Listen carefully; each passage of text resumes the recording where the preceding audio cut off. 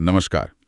आज हम एक बहुत ही प्यारी सी कहानी पर बात करने वाले हैं, डांसिंग डक डेजी का साहसिक कार्य। हमारे पास इसके कुछ अंश हैं जी। और हम कोशिश करेंगे कि इसकी गहराई में जाएं, समझे कि डेजी का सफर क्या था और क्या संदेश छुपा है इसमें। पहली नजर में तो ये बस एक अलग सी बत्तख की कहानी लगती है जो खुश रहना चाहती है। हाँ, बिल्कुल।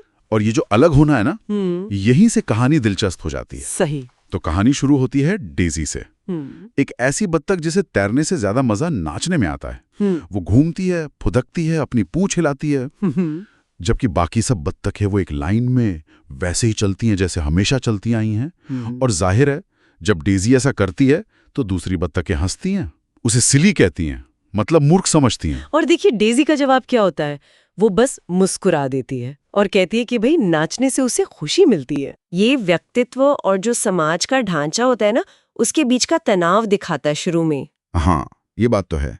वो दूसरों को ये हक नहीं देती कि वो उसकी खुशी तय करे।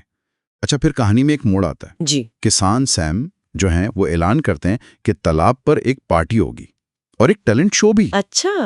और डेजी वो तो एकदम उत्साहित हो जाती है, तुरंत फैसला कर लेती है कि वो अपना नाच दिखाएगी। मुझे ये खास लगा कि वो झिझकी नहीं। बिल्कुल, और यही उसकी खासियत है। जबकि दूसरी बत्तखें उसे रोकती भी हैं, कहती हैं अरे क्या होगा अगर वो लोग फिर से हंसें। हाँ, वो डर तो रहता ही है। यकीनन ये डर हम सब महसूस करते हैं कभी ना कभी, कि लोग क्या कहेंगे, मजाक उड़ेगा। लेकिन डेजी वो अपने खुश छोटे पैरों पर भरोसा करती है। अगर हम इसे थोड़ा बड़ा करके देखें तो ये आत्मविश्वास की बात है, अपने पैशन को फॉलो करने की, भले ही दुनिया को वो अजीब लगे। बिल्कुल। ये एक सीधी टक्कर है अंदर की आवाज बनाम बाहर का दबाव। बिल्कुल। तो फिर आता है टैलेंट शो। माहौल बना हुआ है, बेनी खरगोश है, वो अपनी कलाबाजियां दिखाता है, मौली छछुंदर है, वो बड़ा मीठा गाती है जी। और फिर डेजी की बारी। म्यूजिक शुरू होता है और डेजी वो बस खो जाती है नाच में, पूरी एनर्जी के साथ घूमना, पंख फड़फड़ाना, पूरी मस्ती में।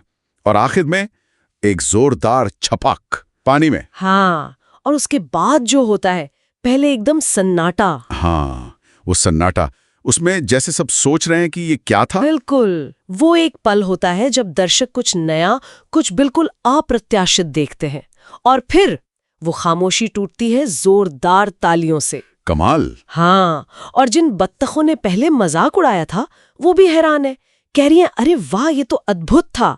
किसान सैम भी तारीफ करते हैं, कहते हैं तुम तो सितारों की तरह नाची। और डेजी की खुशी, वो कहती है नाचना मेरी खास बात है, इसमें कितना गर्व है, अपनी पहचान को अपनाने का सुख।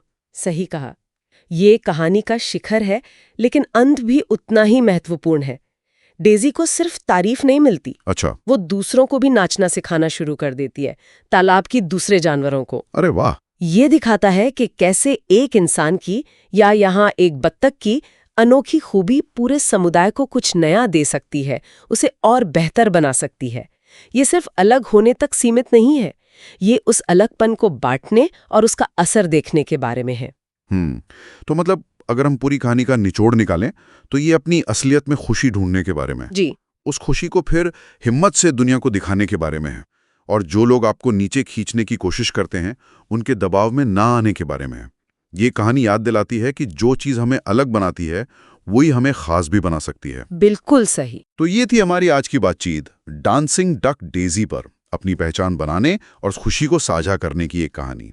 हाँ, और डेजी की कहानी हमें सोचने पर मजबूर करती है, हमारे आसपास, हमारे समुदायों में ऐसी कौन सी अनोखी प्रतिभाएं हैं या खुद को व्यक्त करने के तरीके हैं जिन्हें शायद हम पूरी तरह सराहते नहीं या समझ नहीं पाते। ये सोचने वाली बात है।